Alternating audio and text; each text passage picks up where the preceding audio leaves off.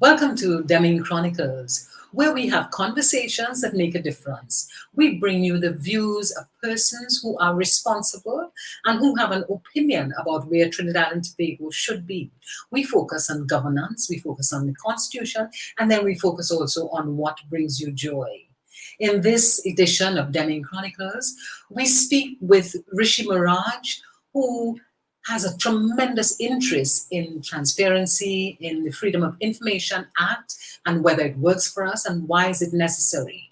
We also chat with David Abdullah, who delivered a talk at TEDx Port of Spain 2019, and that talk was entitled The Second Republic. So he's chatting with us about why it's important for us to look at the Constitution again, rework the Constitution, and ensure that it delivers to Trinidad and Tobago the things that are necessary.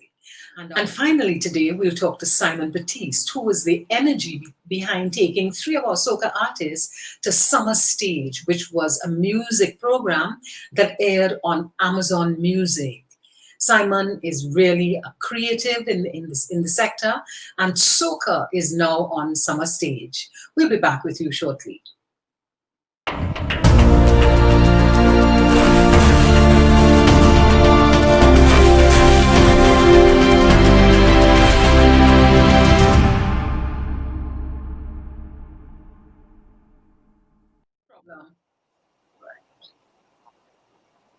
Welcome back to Demming Chronicles, and in this segment in which we focus a little on the Constitution, we have our guest David Abdullah, who delivered at the TEDx Port of Spain Conference 2019. He delivered a talk called The Second Republic. David, tell us, welcome to the show, and tell us, what is the concept behind the Second Republic? Well, thank you very much, Denise, for having me on. Quite some years ago, I was one of those persons together with Dennis Pantin, the late Professor Dennis Pantin, who initiated the Constitution Reform Forum. We originally called it the Constitution Reform Group. And that started in January 2001 after the controversy between then President A.N.R. Robinson and Prime Minister Basdio Pandey over the appointment of losing candidates of the UNC to be appointed as senators. And there was this constitutional standoff, and we had a discussion that then led to the formation of the Constitutional Reform Group, later Constitutional Reform Forum. And we spent a number of years having public discussions as well as ourselves analyzing the deficiencies in the Constitution and identifying ways of reforming it, because we thought that fundamentally, unless we amend the Constitution, we're going to continue to have one type of crisis after the other between various individuals, it might appear, who are in conflict. But really, it's not just about the personalities of the individuals who have conflicts. Very recently, of course, we had spats between Commissioner of Police and Prime Minister. You have spats between Chief Justice and judges. But more fundamental than the personalities involved is the fact that our institutions are in difficulty. So coming out of that experience of the Constitutional Reform Forum and having done a lot of work around this question, we were preparing for an event to commemorate Republic Day, 24th of September. And it struck me, that we really have been evolving as a society out of slavery through indenture up to freedom, independence, and then our Republican status. But that we ought not to think that that process of evolution will have come to an end with the establishment of our Republican Constitution in 1976, and that therefore we needed to evolve a step further. And the thought came to me that I should throw out as an idea, as a vision, if you wish, the need for us to continue this process of evolution as a society, and in the process changing our governance to evolve to the second republic. So that was the genesis of the idea. And the TED Talk last year actually enabled me to crystallize it in a very simple way within a given time frame. Otherwise, I'd have had to write, long treatises to try to explain it. Thank you very much, David. And tell me, why should the man in the street have any interest in changing the Constitution? Because, when people block a road, for example, because they have a problem of no resources coming to their community to repair the school or to repair the roads, or because of flooding or because of landslips, and they're upset about it, they don't realize that part of the problem is the way in which power is exercised, decision-making power is exercised. And the fact that they don't have any role in making decisions in the country. In other words, the budget is coming and money will be allocated, but maybe no money is allocated to fix their road. But they want their road fixed, but they have no say in whether their road gets fixed or not in this current financial year or the next one or the one after that. So it gets so bad that they get fed up, they then block the road and protest. So really and truly, we have to think about the constitutional reform as the need to change how power and where power lies and how power is executed and exercised in our country. And we therefore want to shift the decision-making power from the cabinet, from the executive, and putting more and more power in the hands of the communities where people live through community councils, village councils, local government, and so on. But to do that, we need constitutional reform. So in a very real way, it impacts upon people's lives. And not just in terms of how resources get allocated, but so many other things, whether or not priorities are placed on health or education or national security. People have no say about those priorities. And all of that would involve constitutional reform. Whether the parliament, as explained as sang way back in, 1978 or thereabouts, the kicks in parliament. And our president, Her Excellency Paul Weeks, referred to that calypso some time ago in I think, a talk to the parliament itself, an address to the parliament itself, that we see the members of parliament not doing what we would like them to do to represent us properly. If you want proper representation, then we need constitutional reform. There's so many aspects of life that require the constitution and other laws being reformed, and for us to move beyond our existing arrangements and to evolve to better ones, to better suit the needs. In the TED Talk, I made a joke, that we change our phones because technology has evolved. And I took out my BlackBerry phone, and if you remember, I showed it and said, I can't WhatsApp on my BlackBerry. I still use the BlackBerry a year on, and so I still know WhatsApp. So you have to evolve with technology. And just as technology evolves, or you change your motor car, or you renovate, and so on, so too our systems of government, our institutions have to evolve, because the structure of the state, our institutions that are responsible for our security and our health and our education and so much more, they're crumbling, they're not working because they were really set up on the colonial days, and therefore they can't take the load and they can't meet the needs of today. And that's why we need to evolve. Themselves. David, as we end this program, what is the one message you would like to give to the population with regard to the Second Republic? You just have about 30 seconds to tell us that. What's that one message?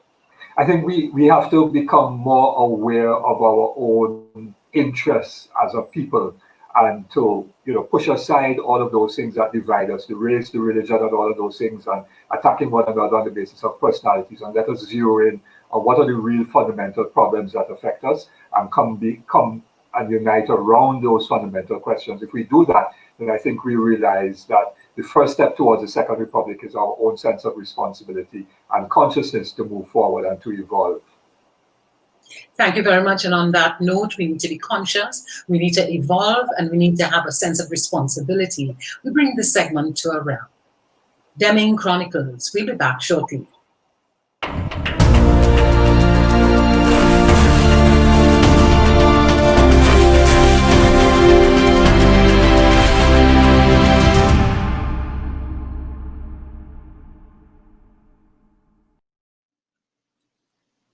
Welcome back. And on this segment, we interview Rishi Mirage, who is the Executive Director of EquiGov Institute. Welcome to the program, Rishi. How are you? Thanks for having me, Denise. Thank you very much. Rishi, you recently wrote an article with an absolutely wonderful headline, and I may misquote the headline, but information access should be a human right. Was it that? Yes, that's the article I did, yes. Tell me something about that article. Right. Well, the article came out of last week, Monday, which would have been September the 28th. Is normally celebrated as, it's a day put aside by the United Nations to celebrate access to information. So it's called Access to Information Day. And I have been in the whole sphere of access for information for the last, I would say, 20 odd years. I was the former senior officer in charge of our freedom of information unit in government. So for me, access to information or freedom of information is something very important. And the article really came out of trying to position freedom of information, especially in the age that we are in now. It really is as a human right. Individuals, citizens, the normal man on the street, having access to information from government, about government, for their benefit, to be able to promote, how they make choices, how they go about doing different things in their lives. So for me, I think it's important in the world today that having access or transparency in the way governments operate is critical for human life going forward. For the man in the street, the issue of access doesn't seem to be very important. Could you break that down and give us an example of the benefit of having access to information on government's performance? Yeah, I think you're correct. A lot of people on the street wouldn't know or don't know about access to information or the freedom of information, right? And the rights that it gives them. And to really answer that question, I need to go back to the initial when the act came about, which was way back in the 1990s under the former AG Rishi Mirage. And at that point, when he did that particular act, the population didn't really have a right to get information from government. You would go to government, you'll try to get information on different things, and they'll tell you, well, no, we can't give you that as government information. So he came about with this Freedom of Information Act, which is an act that's popular throughout the world. And in the act, he enshrined within it the objective of the act is that citizens have a right to information that government has in its possession. And I think that that's a critical right for the normal person on the street.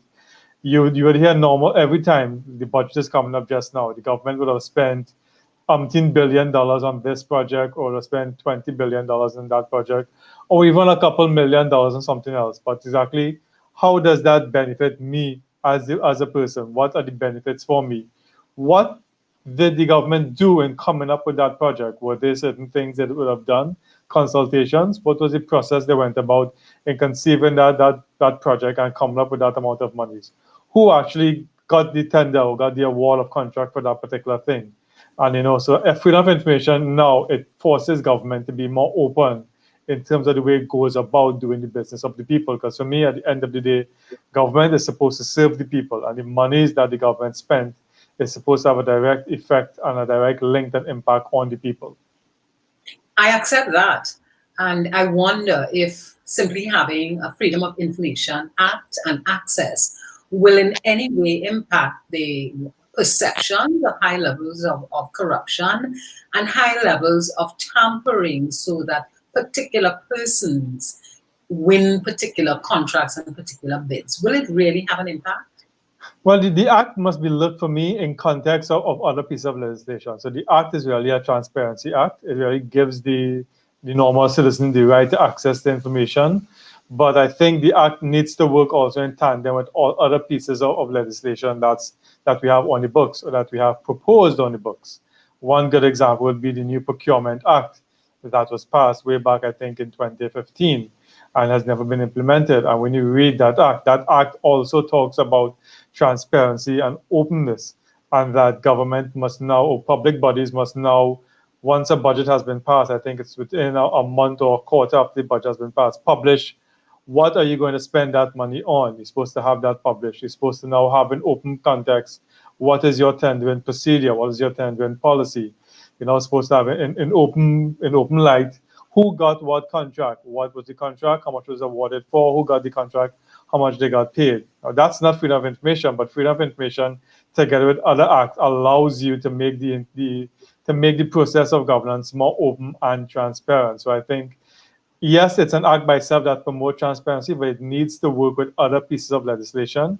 And it also needs, for me, I've always advocated a strong civil society input in trying to get the information from government. Because really and truly, in fact, in my years of dealing with the act, the normal person on the street don't really use the act as much. Interestingly enough, the one particular public body that gets the most freedom of information requests, and not many people know this, is actually the Service Commission Department, which tells me that a lot of public officers use the act to get information on promotions, on salaries, on increments and stuff like that. So they're using it for their benefit. But apart from that, the normal man street really doesn't. And I think a lot of CSOs really need to play a critical role in educating and in helping and working as much as possible. Yes, and Rishi, when you look at our landscape, how would you rate us in terms of the operating context to facilitate this kind of information? Well, if I had to rate us on a scale of 1 to 5, 1 being poor and 5 being optimized or up there, I would probably rate us at a 2. I probably wouldn't even rate us at a 2.5. And this comes from my people and say, well, why? And this comes from my experience. My experience has been with the act that a lot of public bodies still don't like to give out information generally to the public. They like to force people to make freedom of information requests. A lot of public bodies stymie the time period under the act. So the act says you have 30 days to respond to an applicant. And I've dealt with applicants who've spent 6 months, maybe a year, waiting to get a response from government. But because I think, whether it's their fault or not, at the end of the day, if you feel you've aggrieved, your only option is to go to court. And not the normal man doesn't have the money to be able to pay a lawyer or get fees to pay a lawyer to go in court to really fight this. So I think the mechanisms aren't there to really give the act the teeth it needs to really move forward in terms of giving people access to that information. Rishi, if you had to identify some action that you would love to see the government take to really operationalize this FOIA and Transparency Act and so on, what would that advice be? My one advice would be to, and this may seem contrary to freedom of information, but actually there's a link. My advice would be that they need to implement the Data Protection Act, and I'll tell you why. When we drafted the Data Protection Act, of which I played a part in, the Data Protection Act sets up a mechanism called the Information Commissioner. We utilize a model that's used in the UK. So the UK has an Information Commissioner's Office.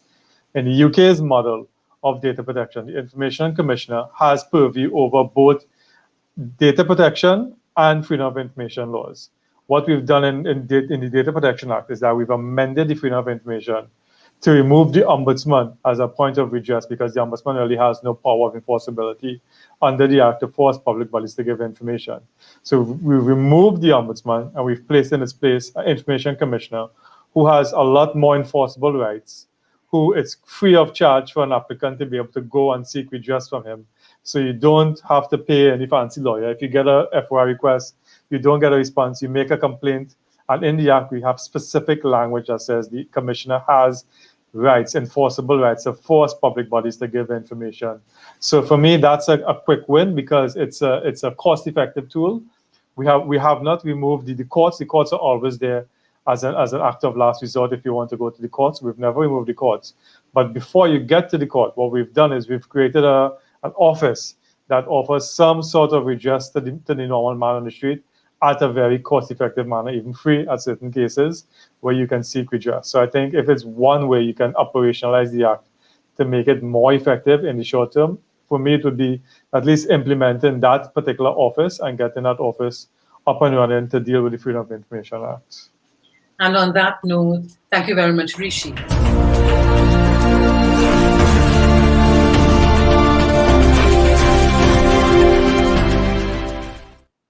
Welcome back, Demming Chronicles. And on this segment, we have the energy behind 3 soca artists, female soca artists, recently appearing on Summer Stage, which was aired on Amazon Music.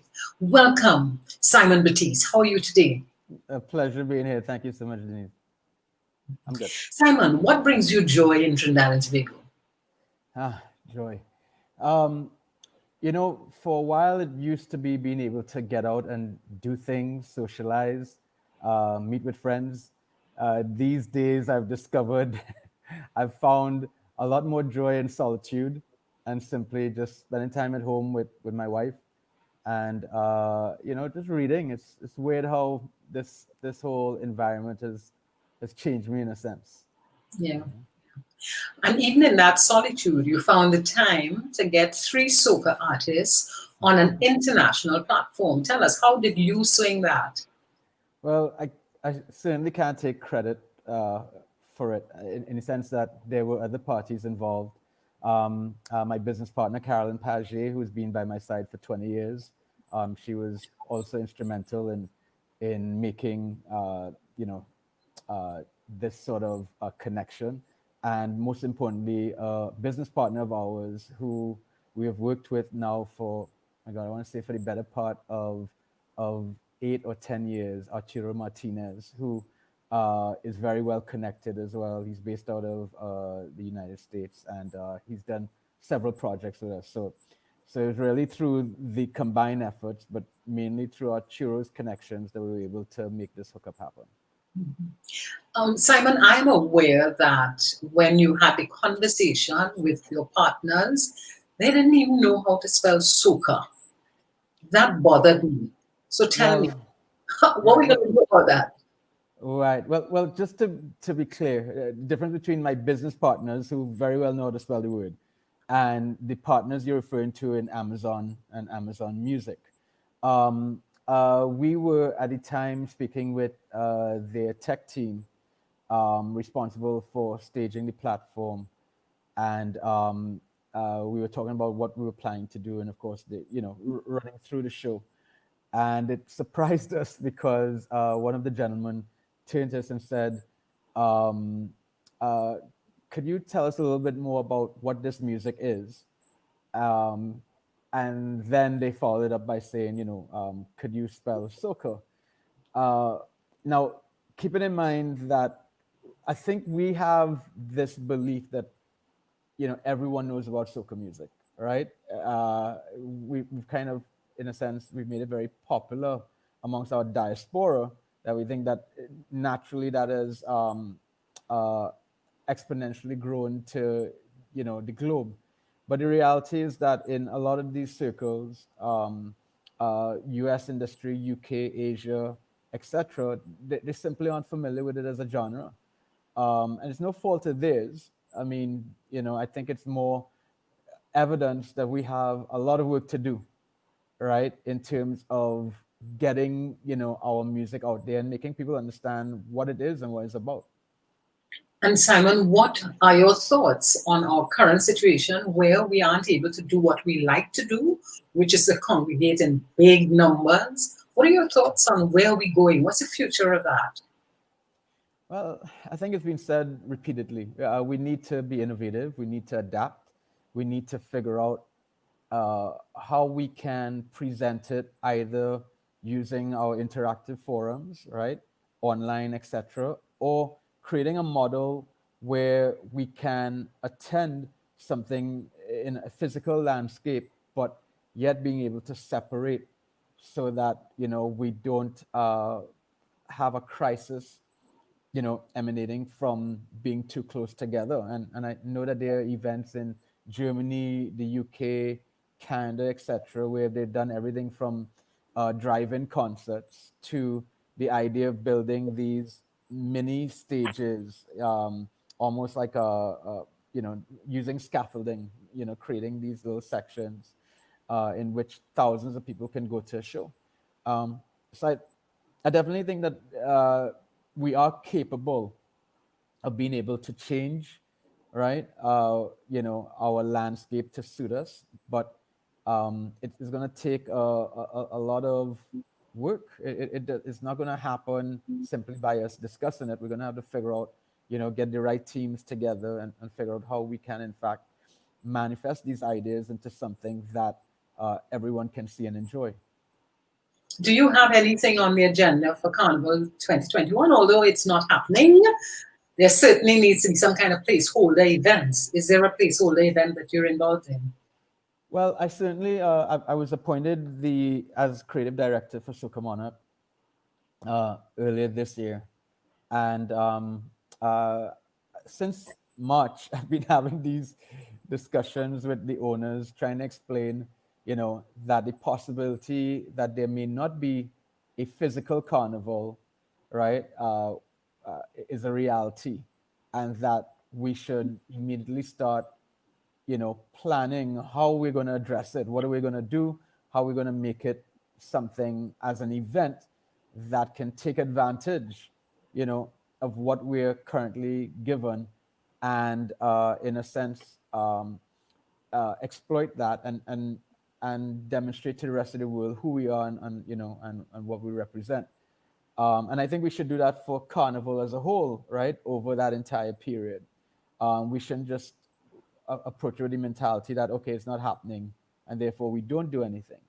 So I can only speak to what I'm doing, and one of the things that we are working on is basically preparing a different version of Soca Monarch that's not really that different from what you're seeing, because the reality is a Soca Monarch over the years has proven that it has been a visual medium, regardless of whether you have 5,000 people or 40,000 people attending.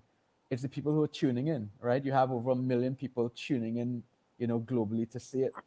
So I think we need to, you know, still create that show, but of course figure out how we're going to approach it so that the performers and the industry makers who are part of it aren't affected by, you know, this current disease. And those 1 million viewers that you've had in the past, has that been monetary? Has that been a monetary issue? Well, I can't speak to the years before, right? I do know that the deals that are struck are usually deals in which the islands that carry it do it as a almost like a gratis sort of service. We provide the feed, they sell their advertising. As I'm aware, there's nothing that really comes back to the owners of the event, nor the players who are involved in it. So I do think that can be something in this particular time period. Maybe that could be explored, all right? But right now, those viewers don't have to contribute anything, or neither the networks who get the feeds from us. Yeah. And Simon, as we bring this interview to a close, what is your wish for the creative sector in Trinidad and Tobago? I guess my wish would be very simple. I think we just need to stop talking and start doing. I kind of feel as if we're really good at the talking part of it. You know, we have lots of ideas. We know how to get together in pairs or in groups, you know. And I think that it's best that, you know, we get to a point where we need to understand how important it is to lead and not follow. Because everything that we've done so far has been about following someone else. You know, Brazil announces, we announce. You know, like at some point, we're going to need to be able to say, look, you know, this is what we're doing, and be ahead of the curve, because we have the ideas and we have the creativity in the minds, right? So my feeling is that that's my wish. It needs to be a situation where we just stop talking about it. And on that note, thank you very much, Simon. Simon is suggesting that we need to start doing. Stop the talking, we need to lead, we have the creativity. We can bring the world joy with our version of Carnival. And that's it for Demming Chronicles. See you next time.